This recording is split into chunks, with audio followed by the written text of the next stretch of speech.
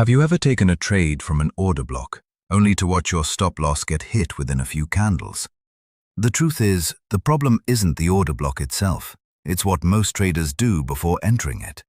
In this video, I'll show you a simple confirmation process that completely changed the way I trade order blocks.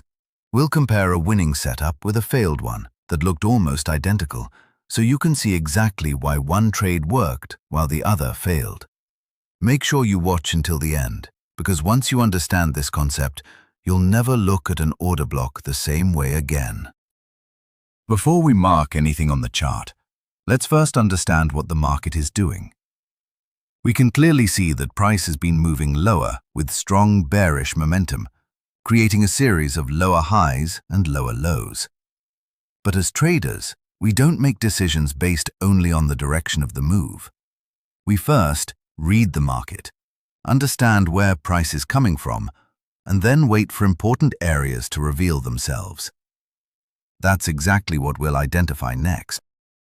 Now let's mark our demand zone. This is the area where I'm expecting buyers to become active because it's the origin of a previous bullish move. But here's something important that many traders overlook. I don't buy just because price reaches a demand zone. A demand zone is only a point of interest. It tells me where I should start paying attention, not where I should enter. The next thing I look for is liquidity. Before a strong reversal happens, the market often targets nearby liquidity to remove weak traders and create enough orders for larger participants. That's why I always study the relationship between the demand zone and the surrounding liquidity.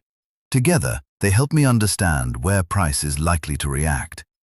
At this stage, I still haven't planned an entry. My job is simply to identify a high probability area and patiently wait for the market to reveal whether buyers are actually stepping in or if the bearish move will continue.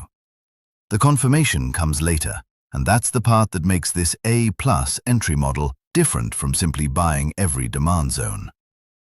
As price finally reaches the demand zone, we immediately notice a small bullish displacement. This tells us that buyers are starting to respond to this area. But here's the important part. A bullish reaction alone is not enough to take a trade. At this stage, we still don't know whether this is the beginning of a real reversal or just a temporary bounce before price continues lower. That's why I stay patient and let the market reveal more information. Instead of entering too early, I wait for the next clue that tells me whether buyers are truly taking control. After this initial bullish reaction, something much more interesting begins to develop. Instead of entering immediately, I wait for the market to create a bullish order block. This isn't the entry signal. It's the area I use for confirmation. If buyers are genuinely taking control, price should respect this order block instead of breaking below it. So at this stage, I'm still not in the trade. I'm simply watching how price behaves around this confirmation order block, because what happens next will determine whether this becomes a high probability setup or one that should be ignored. Now let's identify the liquidity targets. First, we have internal liquidity, which is formed by the recent short-term highs inside the current price structure. Above that, we have the buy-side liquidity, where many buy-stop orders are resting above the previous major highs. These liquidity levels are not my entry signals, they're my roadmap. They help me understand where price is likely to move if buyers successfully take control. At this point, everything is planned. I have my demand zone, my confirmation order block, and my liquidity targets. But I'm still waiting for one final confirmation before risking any money. And that's the most important step of this entire setup. Now we come to the most important part of this strategy, the market structure shift. This is the confirmation I've been waiting for from the very beginning. If price reacts from the confirmation order block, but fails to break this structure, I simply don't take the trade. But if buyers are strong enough to break above this level, it tells me that the bearish momentum is weakening, and buyers are starting to take control. This single confirmation is what separates an ordinary order block setup from my A+ entry model. Until this level is broken, I remain patient and stay out of the market. Now let me show you another chart. At first glance, this setup looks almost identical to the previous one. Price comes down and mitigates the demand zone, just like before. Buyers respond to the zone, and after that reaction, the market creates a bullish confirmation order block. I also mark my market structure shift level because this is the confirmation I'm waiting for before entering any trade. If you only understand order blocks, this setup looks perfect. Most traders would see the bullish reaction, identify the order block, and immediately place a buy trade. But this is exactly where patience makes the difference. Remember, the confirmation order block is not my entry signal. It's simply the area I want price to respect.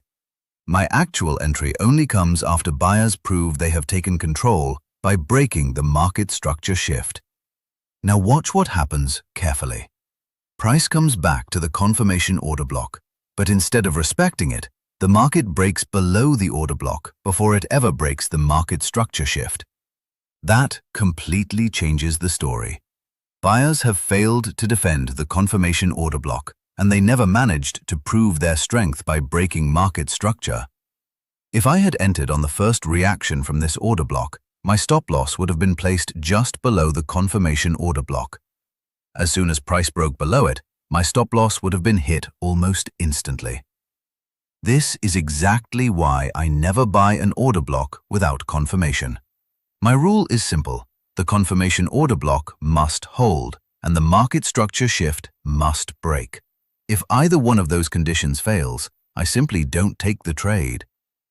Many traders think they're missing opportunities by waiting, but in reality, they're avoiding unnecessary losses. Sometimes the best trade isn't the one you take, it's the one you have the discipline to skip. That's exactly what this failed setup teaches, and it's one of the most important parts of my complete order block setup. Now let's compare this with our first chart. This time, price comes back to the confirmation order block, but instead of breaking below it, buyers successfully defend the area. That's the first sign that this setup is different from the previous one. Even now, I don't rush into the trade. I continue waiting for one final confirmation. After some time, buyers finally break the market structure shift, confirming that they have taken control of the market. Only at this moment do I execute my buy trade. My stop loss goes just below the confirmation order block, because if price breaks that area, the buying idea is no longer valid. My target is the buy-side liquidity, which is the next logical objective for price. The key difference isn't the order block itself, the difference is waiting for confirmation. Instead of predicting a reversal, I let the market prove that buyers are in control before committing to the trade. That's what helps me avoid many low-quality entries. Now the trade is active, and from this point, my job is simple. I let the market do the work. I don't panic over every small pullback, and I don't close the trade too early just because price pauses for a few candles. My trading plan was already defined before I entered. I know where my stop loss is, and I know where my target is. This is where many beginners make another mistake. They finally wait for confirmation, but once they're in the trade, they start making emotional decisions. Some traders move their stop loss without a reason, while others close the trade after seeing a small profit because they're afraid the market will reverse. A good trade isn't just about finding the right entry. It's also about having the patience to let your analysis play out.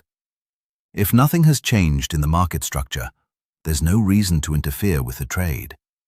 By following the plan and staying disciplined, buyers continue pushing the market higher, and eventually, price reaches the buy-side liquidity, completing the entire setup exactly as planned.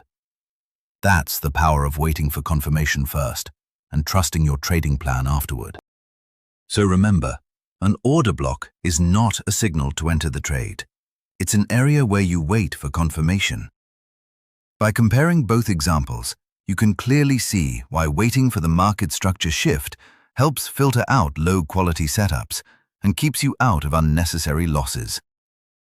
If you found this explanation helpful and want me to break down another real chart using the same confirmation process, comment "breakdown" below.